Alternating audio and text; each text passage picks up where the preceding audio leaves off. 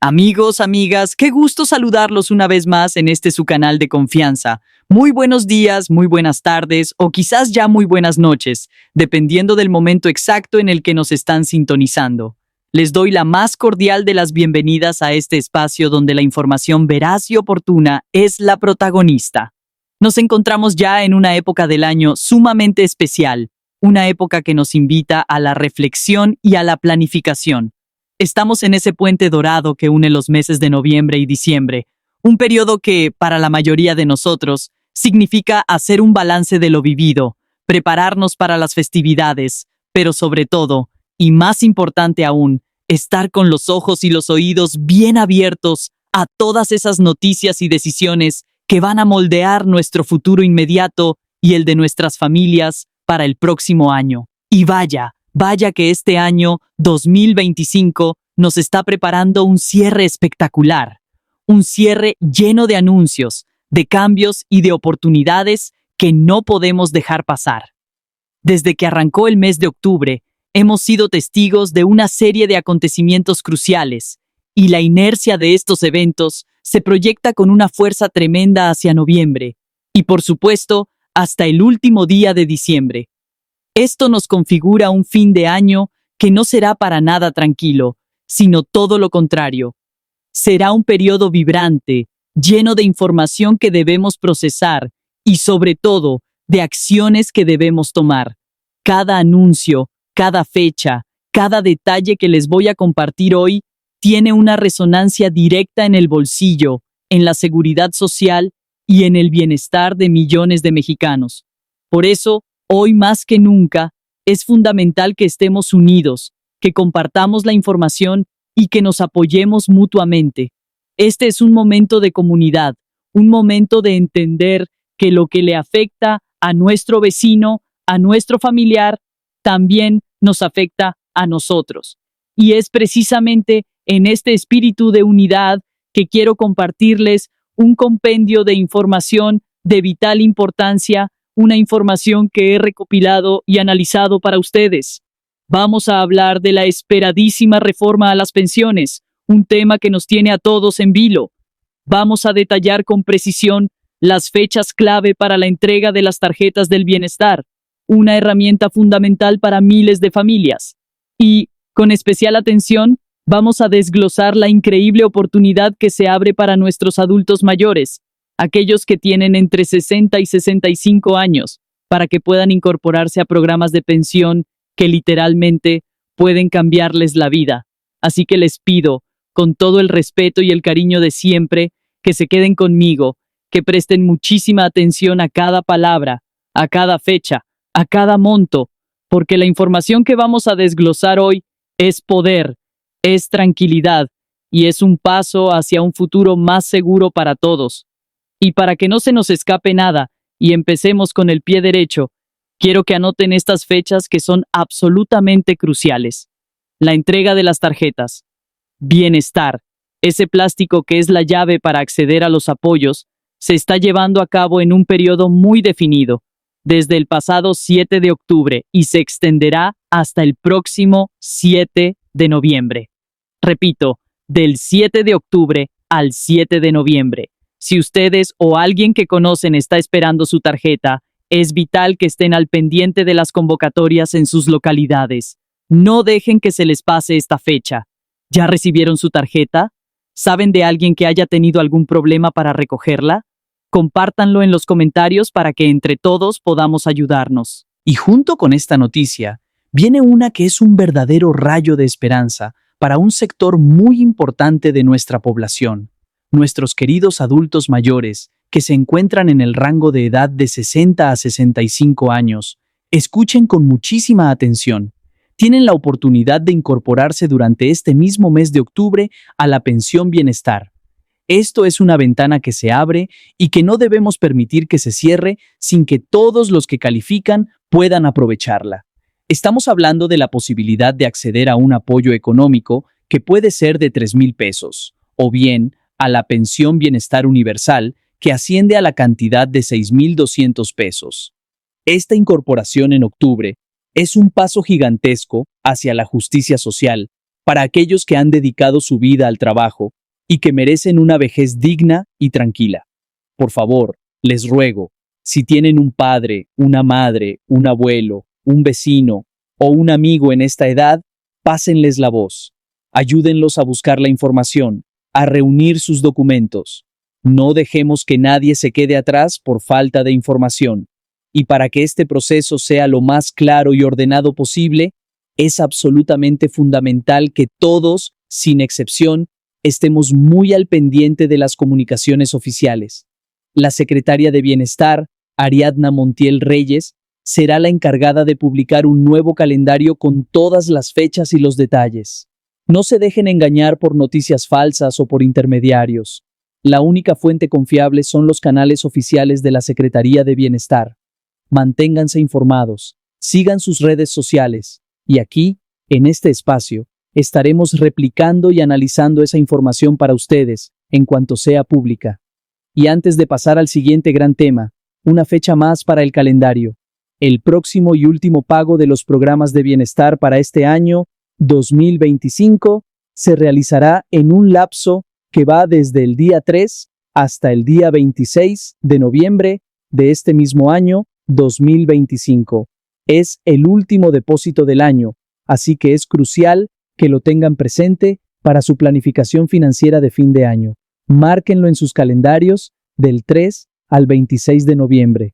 Ahora sí, con esta información tan importante ya sobre la mesa, adentrémonos en el primer gran tema que ha estado en boca de todos, un tema que representa una de las transformaciones más profundas que se están gestando, la reforma a las pensiones.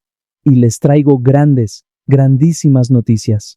Tal y como lo hemos venido anticipando y siguiendo paso a paso, esta reforma a las pensiones no es una promesa lejana, no es algo que se quedará en el tintero. Llega con toda su fuerza en este mismo mes de octubre. No tendremos que esperar más. La propia presidenta de la República lo confirmó de manera contundente hace apenas unos días en su conferencia mañanera. Vimos en vivo cómo un reportero, con la agudeza que caracteriza al buen periodismo, le recordó el tema, le preguntó por el estatus de esta promesa, y la presidenta, sin titubear, confirmó que para este mes de octubre, las pensiones en México van a cambiar. Pero, claro, la pregunta del millón, la que todos ustedes se están haciendo en este momento es, ¿cuáles pensiones van a cambiar? ¿A quiénes va a beneficiar esta reforma? ¿Quiénes podrían verse afectados? Estas son las dudas que vamos a despejar hoy, porque es nuestro derecho estar informados y es mi deber como comunicador desglosarles esta información de la manera más clara y sencilla posible. La semana pasada tuvimos la final de México Canta en el Teatro Esperanza Iris, un concurso que tomó 7 meses de preparación y que culminó justamente el domingo pasado. Quiero volver a agradecer, por supuesto, a Majo Aguilar, a Grupo Intocable, que hicieron una presentación maravillosa y generosa, a la presidenta por apoyar a la música, a la cultura como herramienta de transformación, y también a la jefa de gobierno de la ciudad, Clara Brugada, que hospedó la final de México Canta, que esta vez fue en la Ciudad de México, y en otros momentos estaremos circulando en otros estados. Nuevamente al Consejo Mexicano de la Música, que a lo largo de estos meses nos acompañaron, fueron sustanciales, y a todo el equipo de la Secretaría de Cultura, que de verdad se fortaleció, principalmente a Canal 22 y a todo su equipo. Bueno, nada más avanzamos, muy breve. Como saben, la final tuvo una votación directa del público en vivo durante 25 minutos y un premio de especialistas. Nos sorprendió mucho ver, y por eso compartimos este mapa, que votaron en 39 países en todo el mundo, lo que quiere decir que no solo los mexicanos estadounidenses estaban conectados con el concurso, sino que los mexicanos en el mundo estuvieron viendo la final en tiempo real a través de los medios públicos, y evidentemente en México el porcentaje fue el más alto, pero sorprende que 39 países, por ejemplo en Filipinas, Indonesia, Japón, en Italia, en Costa Rica, en Argentina. Entonces, bueno, esto habla también de la resonancia de la cultura mexicana. Avanzamos, por favor. quienes no saben o quienes no se enteraron, los ganadores por votación del público fue Sergio Maya como intérprete, ahí lo tienen, bueno, el compositor fue Sergio Maya, pero él ganó como mejor intérprete con la canción Quiero Soñar. Carmen María como mejor compositora con la canción Tanto para Nada, y Galia Siruf de Menos a Más, ella fue premio de los especialistas. Todos ellos van a tener un contrato que coordina el Consejo Mexicano de la Música, y vamos a tener una gira muy importante que ahorita les voy a comentar. Pero me gustaría antes decirles que generar nuevos contenidos de calidad propositivos con la unión de los medios públicos fue fundamental. Avanzamos, por favor. Tuvimos a lo largo de estas emisiones 11 millones de visitas a todo el concurso, incluyendo la final.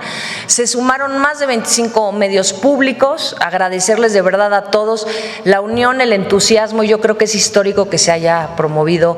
Evidentemente es un concurso histórico, pero que se hayan unido para fortalecer pues un contenido relevante, propositivo y transformador en narrativas, que es el origen de este concurso.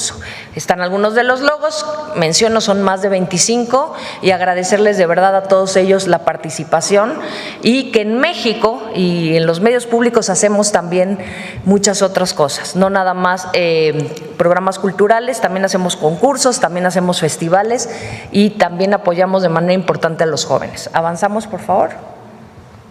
¿Qué vamos a hacer ahora con los finalistas, los ganadores? Bueno, por principio decíamos, no solamente los 3 que fueron votados por el público, nosotros consideramos que todos son representantes de esta nueva música mexicana, que no hace apología de la violencia, que posiciona a México desde otro lugar a través del talento joven, y los finalistas y muchos de los semifinalistas van a participar y se van a apoyar con el Consejo Mexicano de la Música y evidentemente a través de la Secretaría de Cultura para fortalecer sus capacidades y hacer giras. Vamos a hacer una gira binacional en México, evidentemente en Estados Unidos, pero los vamos a preparar. Entonces, este primer año, que es el que ya cierra, tenemos una presentación con los finalistas y muchos, les digo, de los semifinalistas en Los Ángeles, California. Ellos van a participar con Legado de Grandeza, que también es otro grupo que hizo Himno Migrante, que es un ensamble de jóvenes que van a incluir a los nuevos talentos para empezar a visibilizar de manera internacional a todos estos ganadores. Y luego algo muy importante, y aquí quiero volver a agradecer al Consejo Mexicano de la Música, en el marco de los Latin Grammy, que va a ser el 9 de noviembre, se hacen showcase, que son conciertos paralelos para promocionar talento, y vamos a presentar con con Legado de Grandeza a los finalistas, lo que quiere decir que México Canta va a estar en las presentaciones de los Latin Grammy, y empezamos a ver que esto va a tener resonancia no solamente en México, sino en otras plataformas de profesionalización que van a ser muy importantes para hablar de estas nuevas narrativas. Después, se van a ir a Miami, también con Legado de Grandeza, van a estar en Tijuana, y el 20 de diciembre también el Gobierno de la Ciudad de México nos buscó y los va a invitar al Zócalo a la verbena navideña. El siguiente año vamos a anunciar una gira mucho más robusta que se está preparando, que es como un musical con todos los finalistas, y también vamos a trabajar de manera importante en las escuelas. Vamos a visitar escuelas, vamos a trabajar con los jóvenes y seguir llevando el mensaje de estas nuevas narrativas, y sobre todo trabajar en nuevas plataformas de este talento que los profesionalicen, que los acompañen, pero que también se articulen con los jóvenes y dialoguen con los jóvenes. Entonces, eso es lo que va a suceder en el 2026. Ese es el cierre de este concurso, y yo estoy muy satisfecha, muy agradecida, y muchas gracias, Presidenta. Muy buenos días. Bueno, esta es la información de hoy. Vamos a las preguntas, si les parece. Vamos. Ya luego me van a decir que sea adelante, que sea atrás, ya no sé. Bueno, a ver, vamos a ver a la compañera aquí. El micrófono por ahí.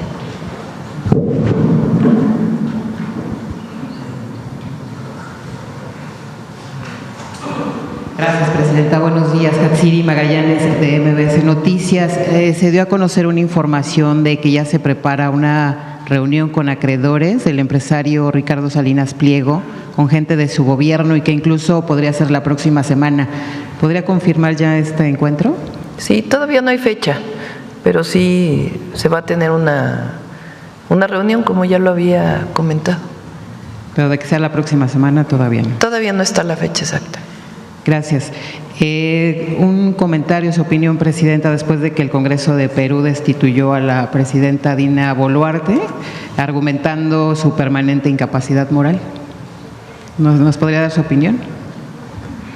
Bueno, ustedes saben que nosotros consideramos que fue un golpe de Estado el que destituyó al presidente Castillo. Nuestra solidaridad siempre con él. Y pues creo que fue por unanimidad, ¿verdad?, la destitución. Pero nuestra insistencia en que se libere a Castillo y que tenga un juicio justo. Gracias, presidente. El día de ayer, la embajadora de Israel aquí en México Einat Kanzneyer, ofreció una conferencia de prensa y ella dice que no hubo maltrato al embajador de México en aquel país y tampoco a los integrantes de la flotilla. Y también rechazó que sea un genocidio, como usted había comentado, lo que está ocurriendo en la Franja de Gaza. ¿Nos puede dar su opinión, por favor? Bueno, ya el canciller, en pláticas con los mexicanos que estuvieron en la flotilla, que ya afortunadamente están en México, puede dar la información a partir de lo que ellos comentan. Yo creo que lo importante ahora es rescatar este acuerdo de paz que parece se ha llegado, lo ha reconocido Hamás en la Franja de Gaza, el gobierno de Israel, esta negociación que pues encabezó principalmente el gobierno de los Estados Unidos, y esperemos que realmente sea un acuerdo de paz y de soberanía de los pueblos. Ese es nuestro pensamiento en este momento. Gracias, presidenta. También su opinión, por favor, respecto a que la opositora de derecha de Venezuela, María Corina Machado, ganó el Premio Nobel de la Paz en vez de Donald Trump en este caso. Pues nosotros siempre hemos hablado de la soberanía y de la autodeterminación de los pueblos, no solamente por convicción, sino porque así lo establece la Constitución. Y me quedaría hasta ahí el comentario. Gracias, presidente. Bueno, vamos.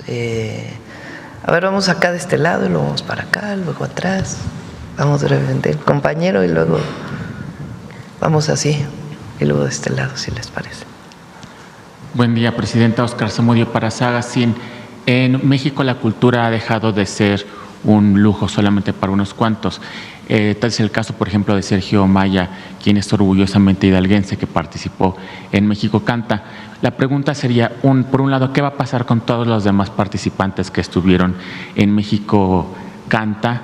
¿Cómo va a ser el gobierno federal para que entonces se pueda promocionar todo lo que tiene que ver con cultura, no solamente en la Ciudad de México, sino en todos los demás estados? Y si la agenda que publicaron de presentaciones, si en esa agenda estos artistas ya estarían presentaciones pagadas o todavía no.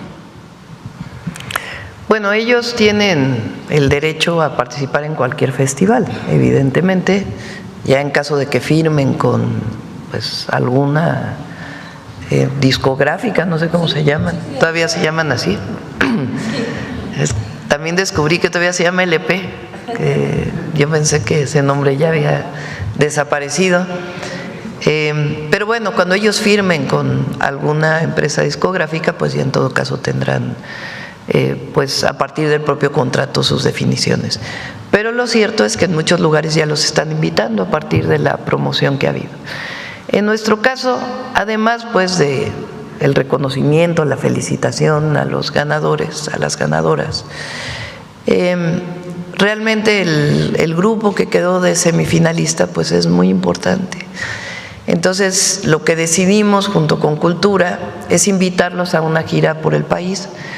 Pueden ser giras de grandes conciertos, pero también de pequeños conciertos. Y no olvidemos cuál fue el objetivo de México Canta, que no solamente es promover a músicos, músicas mexicanos, sino la letra,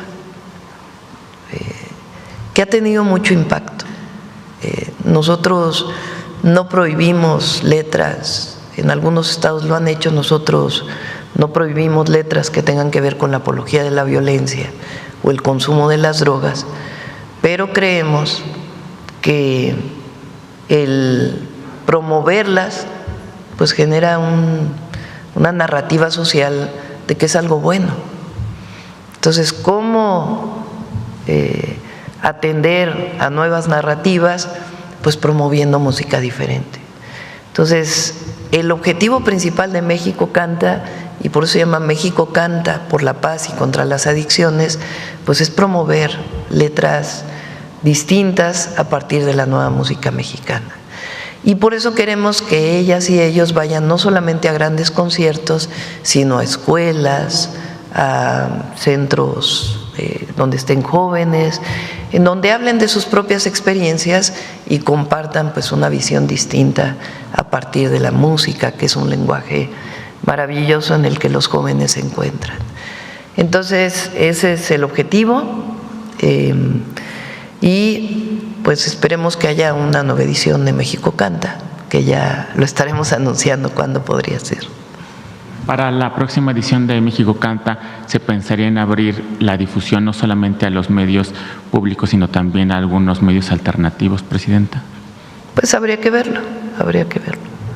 En otro tema, recientemente se bautizó el tren, uno de los trenes de la Federación como el tren del Golfo de México. También hace algunas semanas una de las estaciones de Querétaro fue bautizada como La Corregidora. La pregunta sería, Presidente, en el caso de Hidalgo, dado que habrá varias unidades o varias estaciones que pasarán por ahí, saber si se ha pensado en específicamente bautizar con algún nombre alguna de las estaciones de Hidalgo. Bueno, las estaciones en general en un transporte público tienen dos objetivos. Uno, situar o utilizar un nombre que esté asociado al sitio, y la otra pues sí reivindicar héroes, heroínas o lugares históricos. Entonces todavía no están determinados los nombres como tal. Hidalgo se rayó, la verdad, porque va a tener los dos trenes que pasan por Hidalgo, el México-Pachuca y el Ciudad de México-Querétaro, que pasa por Tula. Entonces todavía no se tienen los nombres finales de las estaciones, pero tiene ese objetivo: ubicarlos geográficamente y al mismo tiempo con algún nombre relacionado con el lugar y al mismo tiempo el reconocimiento histórico. ¿Se pensaría en abrir alguna consulta ciudadana para seleccionar nombres de...? Se consulta a la comunidad. Así lo hicimos, por ejemplo, cuando fui jefa de gobierno con el trolebús elevado, que va por Ermita Iztapalapa.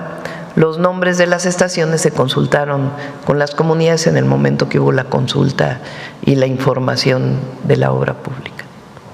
Por último, Presidente, saber en qué terminó el conflicto que existía con una marca de artículos deportivos con unos zapatos que estaban en una situación, había una disyuntiva si era fraude, sí, o había una usurpación de arte del estado de Guerrero.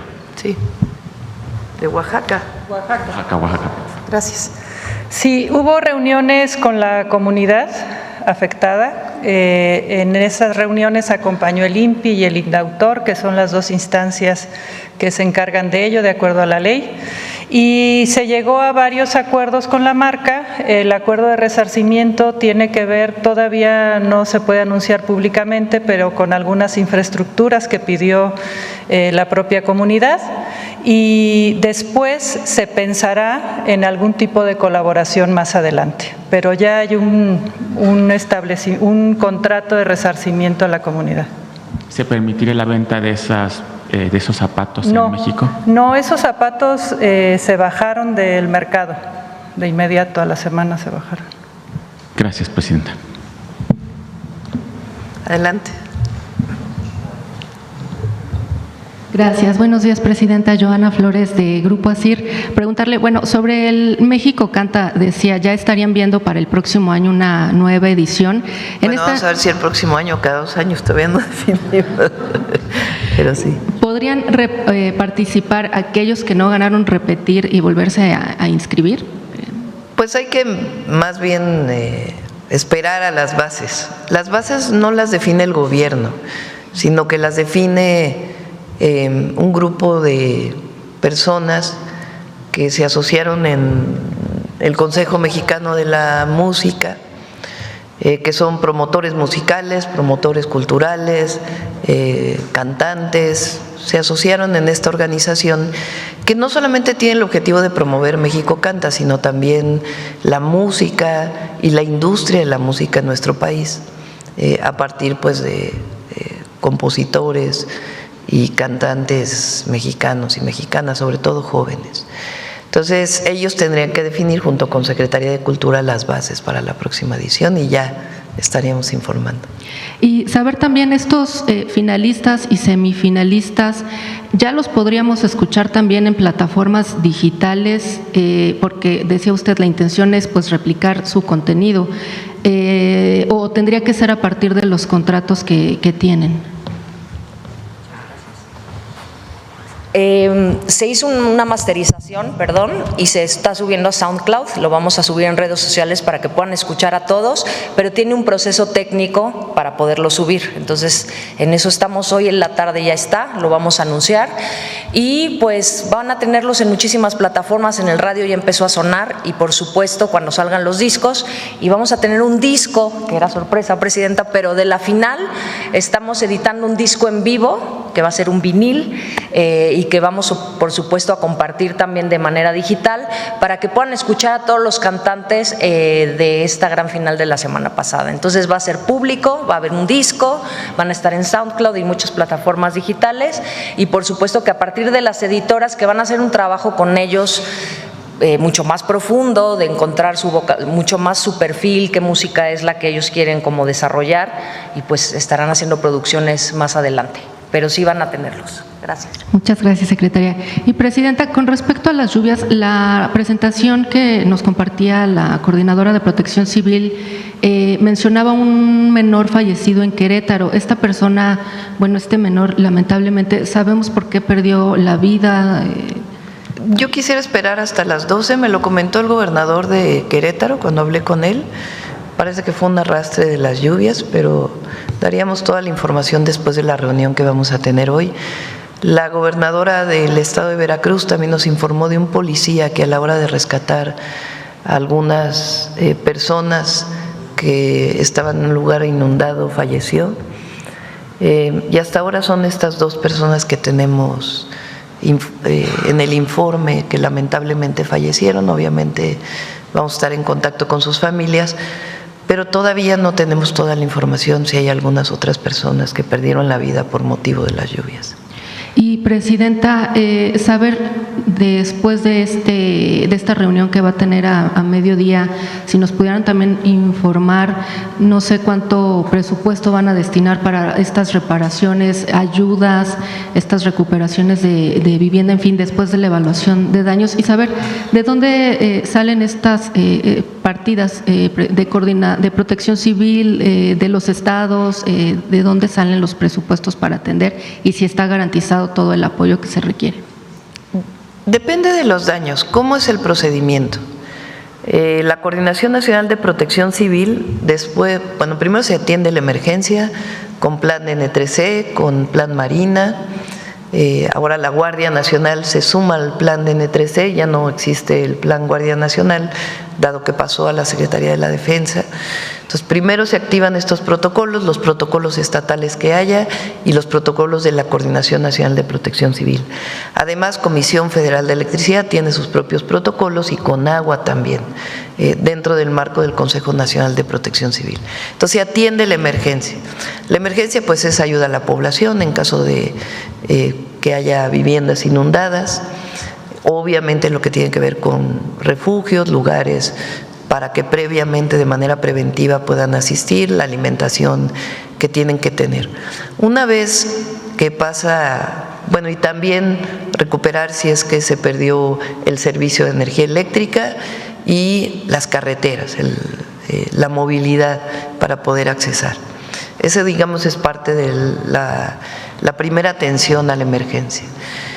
La Coordinación Nacional de Protección Civil a partir de ahí define qué municipios fueron afectados y con qué nivel. Hay municipios y localidades. Se define el municipio y las localidades afectadas y se ve si tuvo una afectación en morado, rojo, amarillo o verde, que son menores afectaciones. A partir de ahí entra después la Secretaría de Bienestar en caso de afectaciones en las viviendas. Y ahí se hace un censo de afectaciones y después vienen los apoyos individuales a la vivienda. Así nos tocó a nosotros el caso del huracán John, el caso del huracán Eric y también las lluvias que hubo recientemente en esa. Este sería el mismo esquema, el mismo protocolo que seguiríamos. La reunión de hoy es porque fue muy extensiva la afectación. Entonces, tenemos que ver primero las afectaciones en carreteras y caminos. Ya está ahí Secretaría de Infraestructura, Comunicaciones y Transportes, con las delegaciones de la Secretaría que tienen en general maquinaria que entran para poder atender la emergencia. Y a partir de allí, pues ya se ven la cantidad de daños y el trabajo que se tiene que hacer posterior, tanto a la población afectada como a las carreteras, caminos, puentes, etcétera. Al mismo tiempo, en este caso, dado que una parte muy importante de los ríos que vienen de Puebla, de Hidalgo, tuvieron crecidas y la corriente va hacia Veracruz. Entonces toman precauciones para los siguientes días o las siguientes horas para poder informar a la población en caso de que pueda ser afectada. Una vez que se tiene esto, hay una partida, digamos, desapareció el Fonden como un fondo, como un fideicomiso, pero no desaparece como una partida presupuestal que todos los años tiene un presupuesto. En caso de que se acabe el recurso de ese presupuesto, que hubiera sido lo mismo si hubiera estado en un fideicomiso o no, pues entonces se toman las precauciones para poder determinar apoyos adicionales que vendrían del propio presupuesto público, es decir, obras que ya no se harían, que se destinarían directamente a la emergencia. Hay recursos suficientes para poder apoyar a la población en este momento. ¿De cuánto es esa partida presupuesta aproximadamente? Este año, a ver si nos informa Berta de qué tamaño es la partida de emergencias este año. Y, Presidenta, ¿se prevé o cuándo tienen previsto que ya termine esta temporada de lluvias que se ha extendido? Bueno, pues el tema es que, si ustedes recuerdan, toquemos madera, la temporada de huracanes en el Pacífico continúa hasta octubre y una parte de noviembre todavía. Entonces, todavía hay una parte en el Pacífico que podemos tener afectaciones. Ahora, por ejemplo, en el centro del país, normalmente en octubre ya no hay lluvias tan importantes. Lo que pasa es que ahora, pues, con la situación del cambio climático, pues, mucha de los fenómenos meteorológicos que normalmente ocurrían en determinado periodo, pues, se han intensificado. Gracias, Presidenta. Y en otro tema, me gustaría comentarle que en Grupo ASIR recibimos una denuncia en nuestra redacción de una persona que acudió a pagar su predial, tiene su vivienda en Puebla y se da cuenta que su vivienda ya no está a su nombre. Investigando, esta persona encuentra que le roban la identidad, que la persona que le robó la identidad vende su casa a otras personas. Investigando aún más se da cuenta que hay complicidad de notarios públicos en Puebla y de personal del Infonavit. Acude a Infonavit y le explican que efectivamente era un trabajador, ahora ex trabajador, que lo conocen muy bien por cometer fraudes. Él habla de un cártel del despojo en Puebla. Presidenta, a saber si ustedes tienen detectado esto, Ya la persona tiene, por supuesto, denuncias administrativas, penales sobre esto, pero pues denuncia también retrasos, falta de atención, falta de resultados, etcétera. Pero por un lado, saber, ¿ustedes tienen detectado denuncias en Puebla, Presidenta, sobre un cártel que esté despojando a la gente de esta manera? Y saber también qué más puede hacer esta persona. Bueno, primero, si nos das el nombre y lo autoriza ella, que podamos, o él, podamos ponernos en contacto para poder atenderle. No tenemos como tal una denuncia de un modus operandi de un grupo, pero pues por lo que comentas hay que investigarlo. Gracias, Presidenta. Y ya, finalmente preguntarle, ¿asistirá al informe de la jefa de gobierno, Clara Brugada? Va a ir un secretario o secretaria, todavía estamos en esa determinación, y muchas felicidades a la jefa de gobierno. ¿Usted va al Estado de México? Sí, este fin de semana nos vamos a quedar aquí en la zona metropolitana. El día de hoy, pues además de atender lo de protección civil, vamos a atender algunos otros temas, y sábado y domingo vamos a asistir a actividades aquí en la Ciudad de México y en el Estado de México. Muchas gracias. Gracias. Adelante. Buenos días, Presidenta. Hans Salazar, de Noticiero en Redes.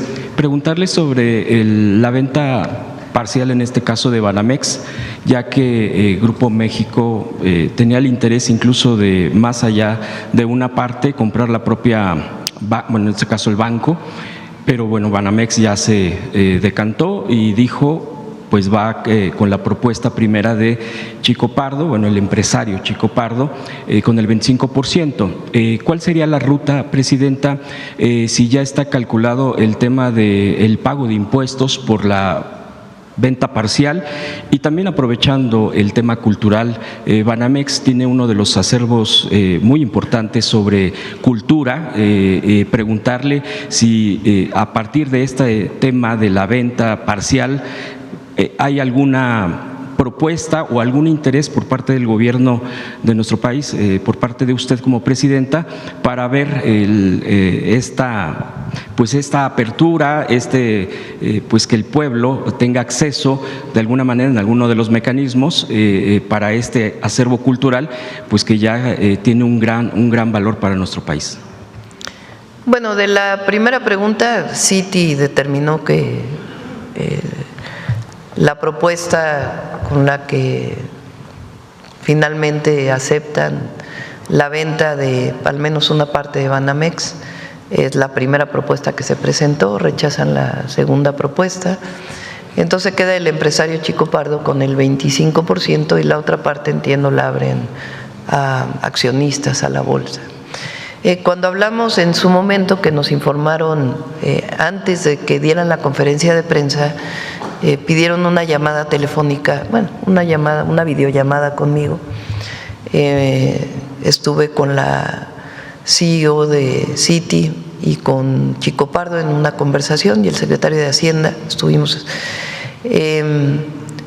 para informarnos en su momento pues de el acuerdo que habían tenido, el 25%, que ese mismo día anunciaron públicamente de la venta. Ahí pregunté qué iba a pasar con el acervo cultural y artístico de Banamex, y el empresario Chico Pardo tiene la idea de abrirlo mucho más. Entonces, en su momento, desde la primera venta de Banamex se llevaron como parte de la venta el acervo artístico y cultural, y la idea pues es que pueda exponerse a la gente. Entonces estamos en ese proceso, y pues ya pediría a Secretaría de Cultura que se pongan en contacto con el empresario para que pueda haber pues una visita y conocimiento de este acervo cultural tan importante. También preguntar sobre si hay más actividades por el aniversario de la creación de la construcción del Palacio de Bellas Artes. Del aniversario de Bellas Artes, ¿sí hay más actividades? ¿Quieres informarlo? Muchas gracias. Sí, hemos estado realizando actividades, ha estado la ópera, danza, hemos hecho actividades también literarias, en la página y también te las podemos compartir ahora con muchísimo gusto, pero también le hemos dado fortaleza a otros circuitos que tienen también que ver con los cuerpos artísticos de Bellas Artes y que salgan y que tengan que ver también con los estudiantes. Por ejemplo, con el apoyo a las escuelas, los estudiantes de danza, de teatro, les estamos dando también una fortaleza en los circuitos del CENART y de los mismos espacios de Bellas Artes. Recuérdales lo que hicimos este año. ¿De las mujeres? Claro. Bueno, incluso ya anunciamos, este año uno de los proyectos prioritarios que se termina el siguiente fue el apoyo a la renovación, mantenimiento profundo de 38 escuelas de Bellas Artes y de Lina. Más de 1.500 millones de pesos en el caso de Bellas Artes. Vamos a presentar muy pronto los resultados de estas primeras intervenciones. Ahorita vamos a un 70%, las lluvias también complicaron. Se hicieron intervención en todas, en consenso con estudiantes, con docentes de las prioridades, y el siguiente año terminamos y las escuelas van a quedar al 100% con equipamiento, instrumentos, actualización de planes de estudios, intervenciones profundas, como las escuelas no habían tenido, yo creo que desde que surgieron. Por ejemplo, el conservatorio, que es la más antigua, porque tiene muchísimo tiempo, se ha trabajado y ahorita vamos en un alto porcentaje. Eso es algo que vamos a presentar pronto. También lo que se está haciendo en la ENA, se van a hacer nuevos laboratorios con tecnología de punta, y bueno, va a ser un espacio fundamental para la investigación de la ENA y de todo lo que sucede en el INA, y hay una apuesta fundamental a la educación artística y cultural, y me va a gustar mucho poder venir a presentar los videos. Estamos haciendo recorridos de toda esta intervención profunda, y el otro 50% la terminamos en 2027, y es pues evidentemente en colaboración con un comité que hicimos, que esto es muy importante, con los estudiantes, con los maestros y con todos los que tienen que ver con la comunidad estudiantil. No es algo que definimos nosotros de qué había que intervenir, es algo que se hicieron recorridos diagnósticos, hicimos un plan maestro y tuvimos todo el apoyo de la presidenta, que el año pasado nos dio una inversión muy importante. Perdón, este año. Es que yo ya no sé, como es el 26, perdón. Este año nos dio una inversión muy importante para escuelas, histórica. Entonces vamos a presentar el apoyo a todas estas escuelas. Es fundamental el acceso a la educación, y algo también que estamos olvidando, se hicieron gratuitas todas las inscripciones del INVAL y del Centro de Capacitación Cinematográfica. Refrendamos la calidad de la educación gratuita también en el ámbito de la educación artística y cultural, y eso también es histórico, y eso está ayudando a muchos estudiantes que sobre todo luego vienen de otros estados, y es otro de los apoyos importantes. Entonces, muchas gracias, presidenta. La escuela de cine, ¿no?, que se abre en la cuarta sección. Y estamos por abrir la escuela de cine, el otro CCC, que es de oficios, y la escuela de oficios de Bellas Artes en la cuarta sección de Chapultepec. Va a ser acceso gratuito, va a incrementar la matrícula y las oportunidades de oficios. No necesariamente los estudiantes están pidiendo tal cual una licenciatura. Hay muchos oficios que han pedido, que se han diseñado con ellos y que son parte también de la estrategia integral de las escuelas, que más adelante les presentaremos, pero que estamos también por inaugurar en noviembre el Centro de Capacitación Cinematográfica en la cuarta sección de Chapultepec. Gracias, presidenta. Presidenta, este año, nada más para recordar, lo dije en el informe, del recorte que va a tener el Poder Judicial, acordado con ellos. Recuerden que el Poder Judicial envió su presupuesto con los antiguos miembros de la Corte. De ahí van a salir como 16,000 millones de pesos que se van a distribuir en distintas áreas. En educación viene una parte muy importante, sobre todo presupuestos que por alguna razón no salieron adecuados, como en la universidad, el caso de la Universidad de Guadalajara, pero también viene mayor presupuesto para cultura, particularmente para IMCINE, para poder completar pues este mantenimiento mayor que se está haciendo a todas las escuelas. Gracias, presidenta. Preguntarle también sobre el tema de la UNAM. Bueno, ya se ha estado tocando sobre el caso del joven que agredió a otro. A ver, este año la partida para emergencias es de 19,430 millones de pesos. comentaba sobre la UNAM. La UNAM ha estado viviendo en estas últimas semanas pues crisis de enojo, incertidumbre de parte de la comunidad estudiantil particularmente, precisamente a partir de los hechos del CCH Sur que aquí se han citado. Incluso últimamente ha habido mucho esta discusión y internamente en la UNAM y incluso hay cierta agitación, me refiero cierta inconformidad, mejor dicho. En este caso, pues el rector ha estado dando su respuesta propia, pero preguntarle a usted, presidenta, y usted que ha brindado desde el propio gobierno federal y respetando la autonomía de la Universidad Nacional, ¿cuál es su punto de vista, usted que ha sido académica durante muchos años de la UNAM, ¿usted considera que esto, porque se especula mucho, que pueda haber pues intereses externos a la universidad para que ocurra, pues empiece a que hay una bomba, estas alertas, bueno, ya hay investigaciones propiamente, pero dale una visión de que esto va más allá de algo pues cotidiano que vive la universidad? ¿Qué lectura tiene, presidenta? Apenas se está trabajando en la información para ver, son varios temas, ¿no? Vamos a colocarlo cada uno en su lugar. Uno es estas supuestas presuntas amenazas de bomba en algunas escuelas, que en ningún caso han sido positivas, solamente es una alerta a través de una red social o de algún aviso, y que las autoridades universitarias han tomado decisiones de evacuar, suspender clases para evitar alguna situación.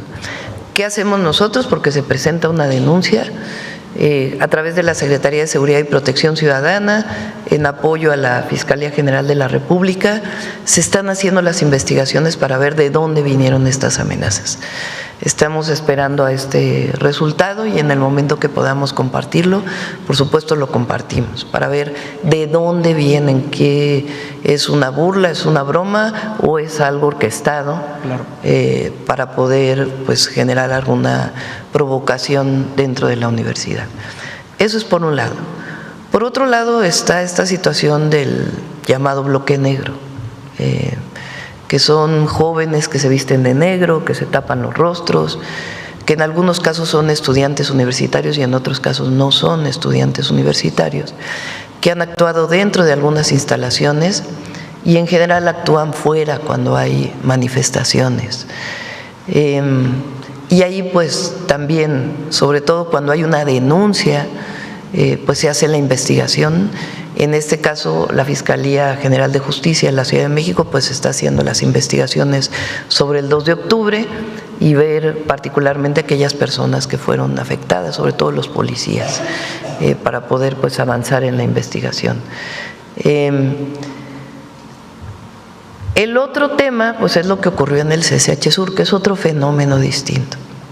Es un joven que ataca a otro joven a partir de un fenómeno en las redes sociales vinculado con grupos que se generan a partir de fenómenos mexicanos, incluso de fuera, de grupos de jóvenes que se juntan por alguna situación y que lamentablemente desencadenan en violencia. Cada uno de estos tres temas tiene que atenderse de manera diferente. Y desde el gobierno, ¿qué podemos hacer? En lo primero, investigación; en lo segundo, investigación y coadyuvar con las fiscalías en caso pues de una carpeta de investigación. Y en el tercer caso, pues es más bien un tema de atención a salud mental o a fenómenos sociales que se están dando a partir de las redes sociales, principalmente. Y ahí es donde estamos trabajando en una atención integral a los jóvenes, no solamente de la Universidad Nacional, sino otros jóvenes en el país y particularmente jóvenes estudiantes. Entonces ahí esperemos pronto poder presentar. Ahora, la universidad es autónoma, difícilmente nosotros podemos intervenir en la vida interna de la universidad. Cuando fui estudiante y académica, pues nunca queríamos que el gobierno interviniera dentro de la autonomía. Si la autoridad universitaria nos pide apoyo para algún tema en el marco de su autonomía, siempre vamos a estar ahí. Creo yo que de todas maneras se requiere escuchar a los jóvenes, a los estudiantes, la situación que están viviendo hoy, y se requiere mayor apoyo a los estudiantes desde mi perspectiva. No es algo que lo haya dicho una sola vez, lo he dicho muchas veces, y no lo digo como universitaria que fui. El corazón de esta reforma, el objetivo principal que persigue, es poner fin a una de las injusticias más lacerantes y ofensivas de nuestro sistema, las pensiones millonarias. Sí, escucharon bien. Mientras la gran mayoría de nuestros jubilados, de nuestros pensionados, de la gente que nos está viendo ahora mismo, sobrevive con pensiones que son, en muchos casos, insuficientes, existe un pequeño y privilegiado grupo de personas que recibe pensiones que son un verdadero insulto para el pueblo trabajador de México. Ustedes, que son el alma de este canal, me comparten constantemente sus realidades. Me escriben en los comentarios y me cuentan que reciben pensiones de 3,000 pesos, de 4,000 pesos, de 5,000 pesos. Cantidades que, seamos honestos, en la economía actual, apenas se alcanzan para cubrir la canasta básica, para pagar las medicinas, para tener una vida mínimamente decorosa. Recibo a diario testimonios de personas que me dicen, con una mezcla de tristeza y coraje, que sus pensiones son injustas, y yo no puedo estar más de acuerdo con ustedes. Tienen toda la razón de sentirse así, porque el contraste es brutal. Mientras la inmensa mayoría de los jubilados mexicanos hace malabares para llegar a fin de mes, resulta que hay un selecto club de exfuncionarios y extrabajadores de ciertas paraestatales que reciben pensiones que ascienden a montos millonarios. Cifras que son difíciles de creer: 400,000 pesos mensuales, 500,000 pesos mensuales, e incluso hasta 1,000,000 de pesos cada mes. ¿Pueden ustedes imaginar lo que significa recibir 1,000,000 de pesos mensuales de por vida, pagados con el dinero de todos nosotros? La presidenta ha sido muy clara y ha confirmado que esta reforma llega en octubre, y que antes de que termine el mes, tendremos sobre la mesa todos los detalles de esta propuesta que ya está prácticamente lista. Se encuentra en la fase final de revisión por parte de todos los secretarios de Estado que tienen que ver con el tema laboral, fiscal y de bienestar. Y la postura es firme. Esta situación, y cito casi textualmente, donde hay personas que están recibiendo del erario público una pensión de 1,000,000 de pesos mensuales, simplemente no puede continuar. ¿De dónde surgen estas pensiones de escándalo? Principalmente, se han identificado en casos de extrabajadores de empresas que fueron o son del Estado, como la extinta Luz y Fuerza del Centro, Petróleos Mexicanos, Pemex, y algunas otras instancias de gobierno, organismos descentralizados o la banca de desarrollo.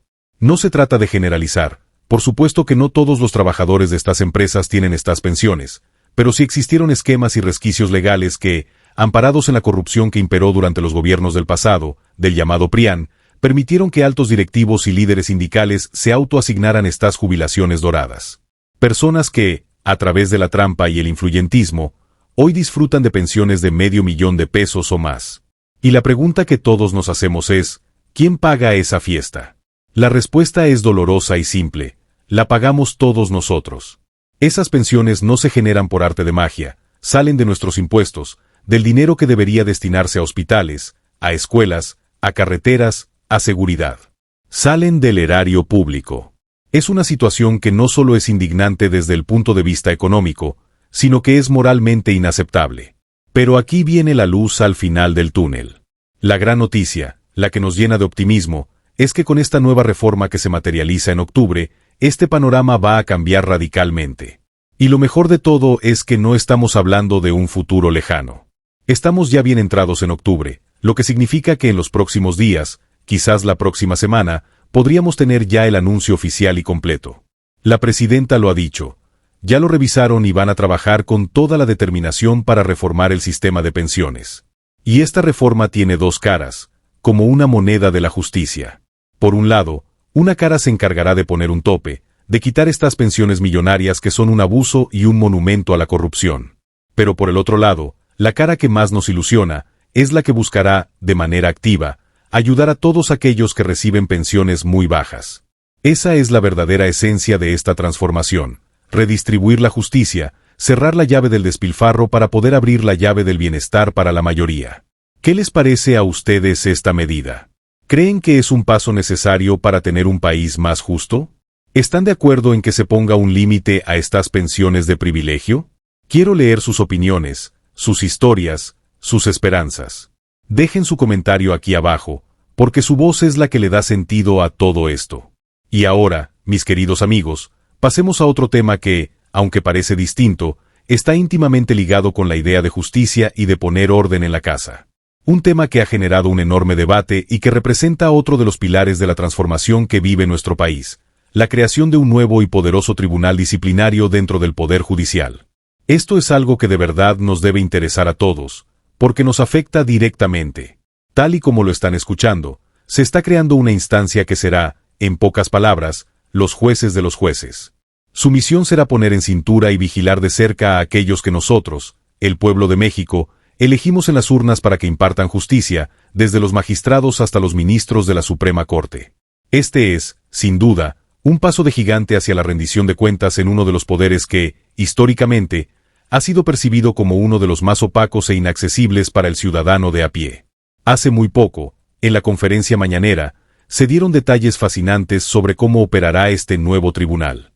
Se explicó con una claridad meridiana: si un juez, cualquier juez, actúa de manera incorrecta, si se desvía del camino de la ley, este tribunal tendrá toda la autoridad y la facultad para determinar cuáles son las sanciones que le corresponden. No solo eso, sino que también establecerá los protocolos y los criterios de investigación para poder sancionar a ese mal funcionario judicial. Una de las propuestas más interesantes es que este tribunal actúe con la máxima transparencia, que pueda hacer públicas sus deliberaciones y sus criterios. Es decir, que todos los ciudadanos sepamos cuáles son las reglas del juego, cuáles son los criterios con los que se va a evaluar el desempeño de un juez y cuáles son las sanciones específicas que se aplicarán en cada caso. Esto es fundamental, porque las sanciones no pueden ser subjetivas, no pueden depender del humor o de los intereses del tribunal en turno. Todo debe estar basado en un reglamento claro, en leyes precisas, para que no haya lugar a dudas ni a arbitrariedades. Imaginen este escenario por un momento. Supongamos que un ciudadano presenta una denuncia bien fundamentada en contra de un juez, acusándolo de haber aceptado un soborno para favorecer a un delincuente. ¿Cómo actuaría este nuevo tribunal de disciplina judicial? Pues bien, tendría que seguir un protocolo estricto. Primero, investigar la denuncia. Segundo, aplicar los criterios ya establecidos para determinar la gravedad de la falta. ¿Es una primera ofensa? ¿Hay reincidencia? ¿Qué tipo de sanción corresponde? ¿Una amonestación, una suspensión temporal o la destitución e inhabilitación permanente del cargo? El tribunal tendría que tomar la decisión basándose en las pruebas presentadas y determinar si ese juez, presuntamente, cometió un acto de corrupción o no. Se acabaría la impunidad y el famoso no pasa nada. Yo, se los digo con toda sinceridad, estoy completamente a favor de esta medida. De toda la gran reforma al Poder Judicial, esta es una de las partes que más me entusiasma. Porque piénsenlo bien, amigos, qué gran avance es que nosotros, como pueblo, podamos elegir a nuestros jueces a través del voto popular. Es cierto, a muchos de los candidatos no los conocíamos a fondo, pero el principio democrático es poderoso. La idea es que, al ser electos por el pueblo, le rindan cuentas al pueblo. Y si hacen bien su trabajo, si imparten justicia con rectitud y honestidad, excelente. Pero si hacen mal las cosas, si se corrompen, si traicionan la confianza que depositamos en ellos, afortunadamente ahora existirá este tribunal disciplinario que será nuestro aliado, el aliado de la gente, para castigar a esos malos jueces.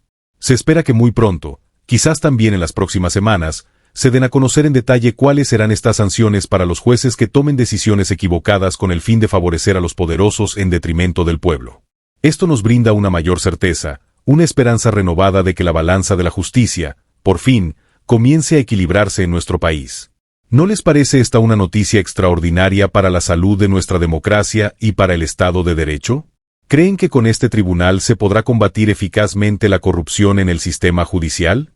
Me encantaría conocer su punto de vista. Los leo en los comentarios. Y para redondear este análisis tan completo de la actualidad nacional, no podemos, de ninguna manera, dejar de lado la situación de un personaje que, para bien o para mal, siempre está en el ojo del huracán y que genera todo tipo de pasiones y debates. Me refiero al empresario Ricardo Salinas Pliego.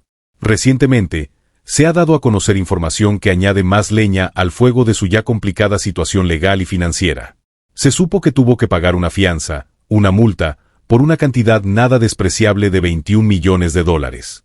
Lo curioso de este asunto es que esta noticia no tuvo un gran eco en los medios de comunicación tradicionales. En la televisión no se le dio la difusión que un caso de esta magnitud ameritaría, y por eso, quizás, muchos de ustedes no se enteraron.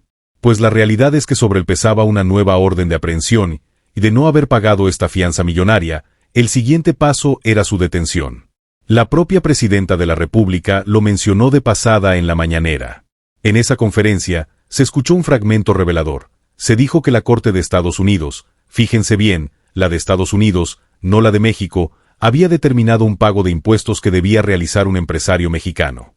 Y poco después, se confirmó que las personas, los acreedores, a los que Ricardo Salinas Pliego les debe dinero en Estados Unidos, están tomando acciones. Porque el problema de este empresario no es solo en México, donde mantiene una disputa fiscal por no haber pagado, según el gobierno, miles de millones de pesos en impuestos. No, el problema es también internacional. En Estados Unidos, no se le acusa de evasión fiscal, sino de algo igualmente grave, de haber defraudado a otros empresarios de aquel país. Aquí es donde debemos hacer una pausa y reflexionar. Un empresario multimillonario, considerado una de las 5 personas más ricas de México, que aspira, según sus propias palabras, a ser presidente de este país, se encuentra envuelto en escándalos de fraude y deudas multimillonarias en 2 países. ¿No les parece esto, como mínimo, preocupante? Da miedo, ¿verdad? Y a pesar de este historial, hay personas que lo defienden y lo apoyan. Por eso es tan importante hacer esta labor de difusión, de poner las cartas sobre la mesa, para que cada uno de ustedes, con toda la información disponible, pueda formarse su propio criterio. Estamos hablando de uno de los hombres más poderosos de México, dueño de un imperio que incluye empresas como Electra, Banco Azteca, TV Azteca, y que, según las autoridades, no paga los impuestos que le corresponden y además, defrauda a sus socios en el extranjero. Pues bien, la noticia más reciente es que ya lo vienen a buscar. Hace unos días, en la mañanera, se confirmó esta información. Un periodista preguntó si era cierto que se preparaba una reunión entre los acreedores estadounidenses de Salinas Pliego y miembros del gobierno mexicano, y que este encuentro podría ocurrir la próxima semana.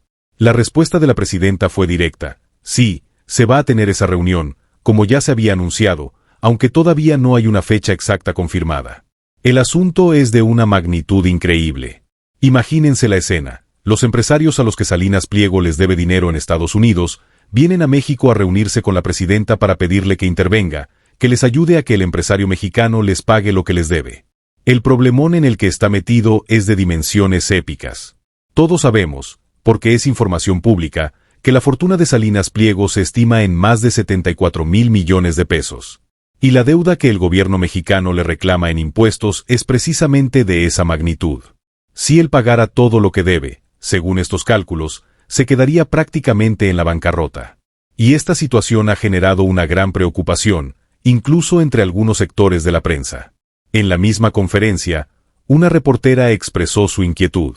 Preguntó si el gobierno se sentía firme en este caso, porque, argumentaba ella, si el gobierno gana todos los litigios y amparos, se necesitaría un plan de contingencia para evitar que las empresas de Salinas Pliego colapsen, ya que estas empresas tienen millones de clientes, deudas con otros proveedores, y son una parte importante de sistemas como el bancario. Su pregunta era si existía un plan para cobrarle esos 74,000 millones de pesos sin generar un caos sistémico. La respuesta del gobierno fue que el empresario tiene 9 casos abiertos en la corte y que el monto de esos casos asciende a unos 48,000 millones de pesos. Y se le recordó que siempre tiene la opción, antes de que la corte emita una resolución final, de decidir pagar y regularizar su situación. Como ven, mis queridos amigos, el panorama informativo es denso, es complejo, pero es apasionante.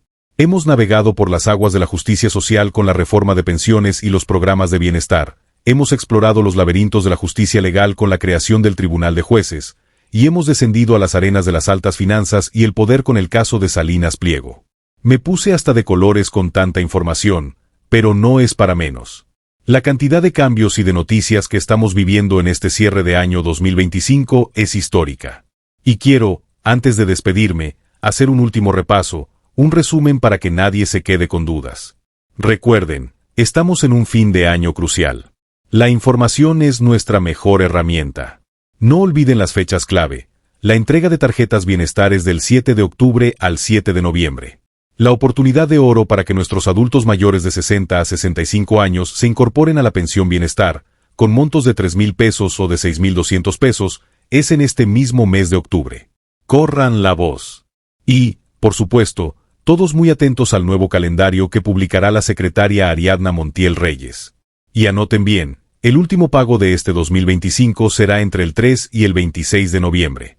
Además, mantengamos la esperanza y la vigilancia sobre la reforma de pensiones que se concreta este mes, que busca acabar con los privilegios y mejorar las pensiones de la mayoría. Celebremos el avance que significa tener un tribunal que vigile a nuestros jueces, una promesa de un sistema judicial más limpio y transparente. Y sigamos de cerca el desenlace de estas grandes disputas legales que demuestran que, al parecer, la ley empieza a aplicarse para todos, sin importar cuán ricos o poderosos sean. Espero de todo corazón que este análisis profundo y detallado les haya sido de la máxima utilidad, que les aclare el panorama y les permita tomar las mejores decisiones para ustedes y sus seres queridos. Como siempre les digo, su participación es el motor de este espacio. Su inteligencia, su criterio y sus experiencias enriquecen esta comunidad. ¿Qué les ha parecido este resumen tan completo? ¿Cuál de todas estas noticias creen que tendrá un mayor impacto en la vida de los mexicanos? ¿Tienen alguna duda o alguna historia que quieran compartir sobre estos temas? Por favor, déjenme su like, que es el aplauso que nos motiva a seguir adelante, y, sobre todo, dejen su comentario. Los leo a todos y cada uno de ustedes y me fascina este diálogo que hemos construido. Su voz cuenta, y cuenta mucho. Nos vemos en el próximo video, amigos. Hasta pronto.